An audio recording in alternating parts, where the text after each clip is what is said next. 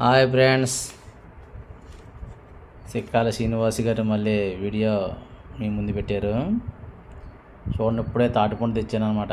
తాటిపండు ఇప్పుడే పడ్డదే. ఈ తాటిపండు పీసుని తీసుకుని చక్కగా బూర్లు వండుకోవచ్చు, రొట్టె వేసుకోవచ్చు. ప్రతి ఒక్కరు కూడా వండుకొని తినొచ్చు అనమాట. ఇప్పుడు ఎవరో తినట్లేదు ఇవి తెచ్చుకుని.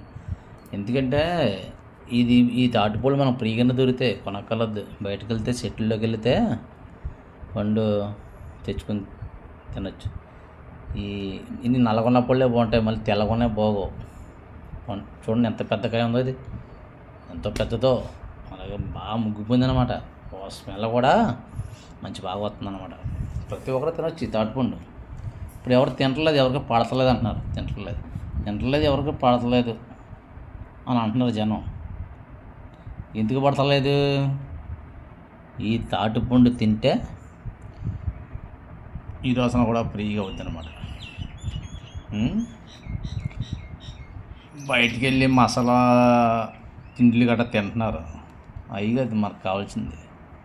మన చిన్నప్పుడు పెద్దలు ఏం తెచ్చేవారంటే, చేలో పనులకి వెళ్ళారనుకో ఈ మామిడి పళ్ళు తెచ్చినట్టే ఈ తాటిపళ్ళు కూడా తెచ్చేవారు అనమాట. తాటికాయలు పెద్ద పళ్ళు తెచ్చి దాన్ని పీసం గట్ట తీసి ఈ బుట్టకి గట్ట పామి ఎండలో పెడితే తాండ్ర వచ్చింది. మన మామిడి తాండ్ర ఎలా వస్తుంది అలాగే తాటి తాండ్ర కూడా ఎలా వద్దు అన్నమాట. రైట్, అదన్నమాట. ఈ తాటిపండు ఎంతమందికి ఇష్టమో కామెంట్లో పెట్టండి. ఏంటి, ప్రతి ఒక్కరు తినచ్చు, బాగుంటుంది. అలాగే ఈ తాటిపళ్ళు తినగా వేరే పళ్ళు తింటున్నారు. మామిడి పళ్ళు కూడా పెద్ద మంచిగా తినడం వల్ల చూడండి అది ఎంత బాగుంటుందో పండు.